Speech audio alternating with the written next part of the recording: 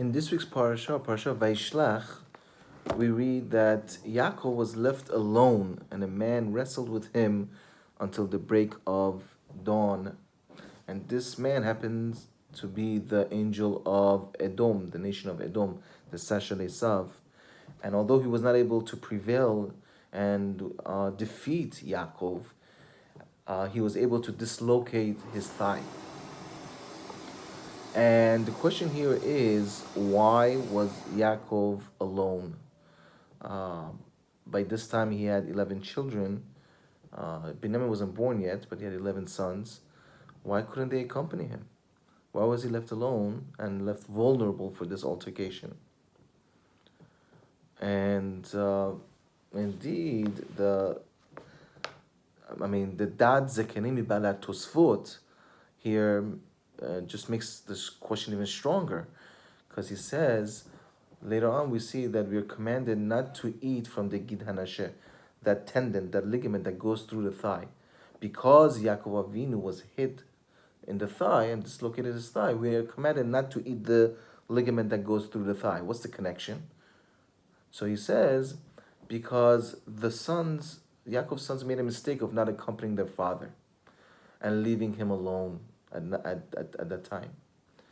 So to remind us of that mistake and to tell us the importance of the commandment of accompanying somebody and being with somebody and not leaving people to be lonely, to remind us of that, we are commanded not to eat from that ligament that goes through the thigh part of the animal, because that corresponds to Yaakov being alone and eventually fighting with the malach and with the angel and dislocating his thigh.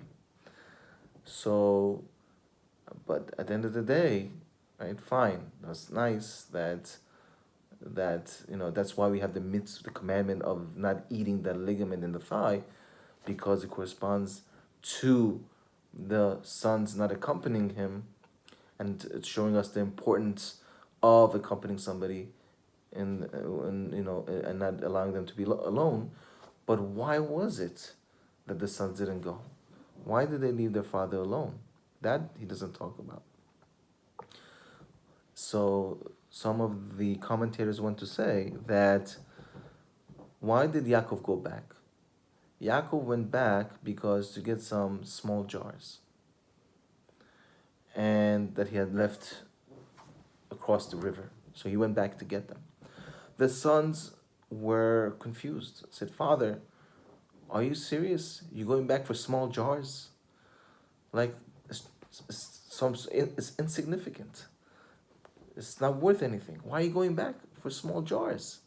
For them, it didn't make sense that their father Yaakov was going back for those jars. For them, it was something trivial. It was something that shouldn't be happening. And because of that, they neglected their father. Because of that, they said, "You know what? You want to do this? You do this by yourself. You on your own. We don't agree with you. We don't want nothing to do with this. We're telling you, you're stubborn.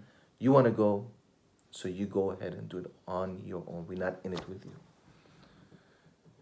How many times we have a family member, a father, a mother, a grandparent, that they don't think the way we think. They don't behave the way we behave. They're stubborn in their ways. And because of that, we neglect them. We abandon them. And we have this mentality of, you know what, they're not listening. They're never going to learn. Let them, I'm out of here. I'm out of here. Let them figure this out on their own. And we abandon them. How many times, for example, we read a shidduch to somebody and they say no over and over again, and then we say, you know what, he just doesn't get it. He just says no to everything.